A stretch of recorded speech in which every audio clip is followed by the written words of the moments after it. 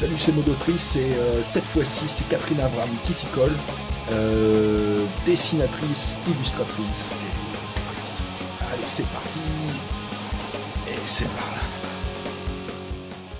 là. Du coup, mon premier mot va être composition. Et parce que j'ai l'habitude de travailler, comme on lit un livre et que quand on tourne la page, les regards un peu s'étalent partout. Du coup, j'aime bien travailler avec ce n'est pas une contrainte, mais cette organisation visuelle où chaque élément doit contribuer à tous les éléments de la planche.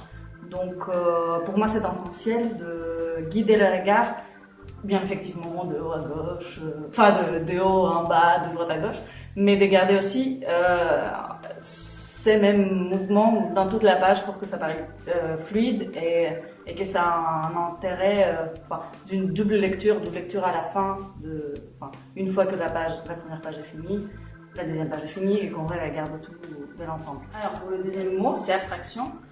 C'est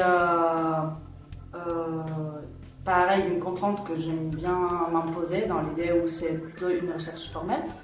Et je cherche toujours la symbolique derrière le personnage ou la situation que je dessine. Donc j'aime bien faire des soustractions en quelque sorte des idées ou des formes, des idées qui se transforment en forme pour pouvoir ensuite illustrer le personnage, le propos, l'histoire en entier.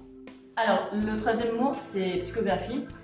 Probablement, je n'ai pas le terme correct, mais en tout cas, ce qui m'intéresse, c'est de parler de l'intime.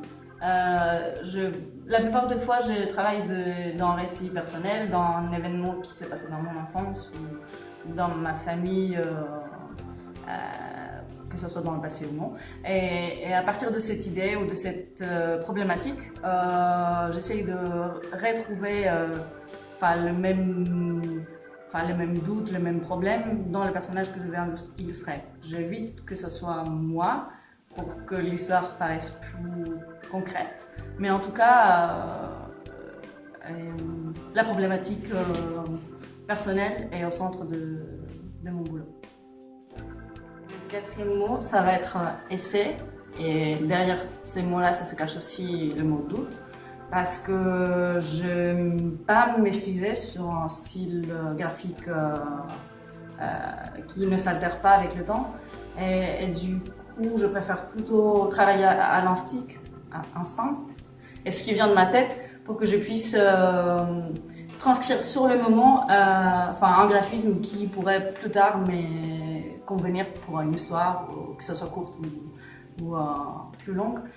Et c'est un jeu aussi personnel de découvrir jusqu'où mon propre graphisme peut avancer. Alors le cinquième mot, ça va être schéma.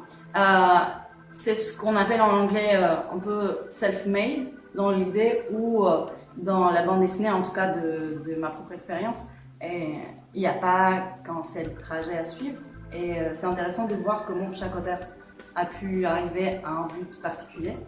Et du coup, dans les mêmes mots, il y a toujours cette idée qu'on doit fabriquer notre propre schéma et trouver des solutions pour s'adapter au marché, pour s'adapter aux attentes économiques et aussi picturales de l'industrie qui nous entoure.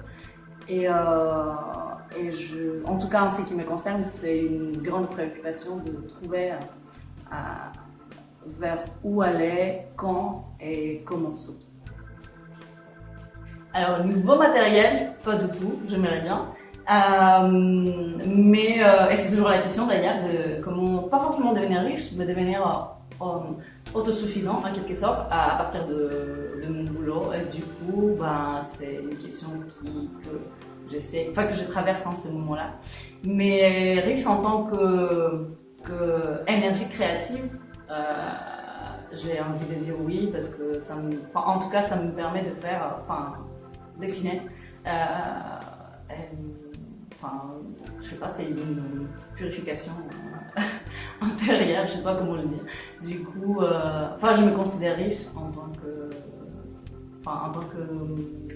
humain, je sais pas comment le dire.